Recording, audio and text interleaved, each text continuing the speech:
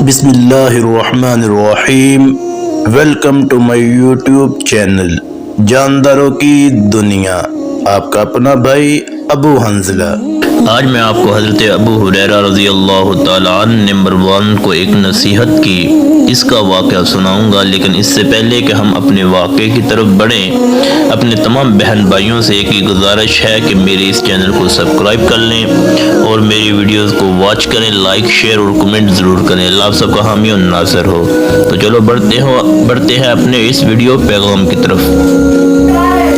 حضرت ابو ہریرہ رضی اللہ تعالیٰ عنہ فرماتے ہیں کہ میں ایک مرتبہ مروان کے پاس سے گزر رہا تھا، اس حال میں کہ وہ مدینہ منورہ میں اپنا گھر تعمیر کر رہے تھے۔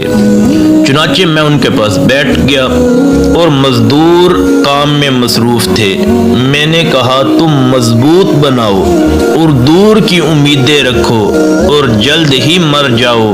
مروان نے کہا ابو ہریرہ مزدوروں سے گفتگو کر رہے ہو؟ بس اس نے کہا یعنی مروان نے کہا اے ابو ہریرہ آپ ان سے کیا گفتگو کر رہے ہیں؟ ابو ہریرہ رضی اللہ تعالیٰ عنہ نے فرمایا میں نے ان مزدوروں سے کہا ہے کہ تم مضبوط بناؤ، دور کی امیدیں رکھو اور جلد ہی مر جاؤ۔ اے خاندان قریش کم از کم 3 مرتبہ تم یاد کر لیا کرو کہ تم کل کیسے تھے اور آج تمہارا کیا حال ہو گیا ہے۔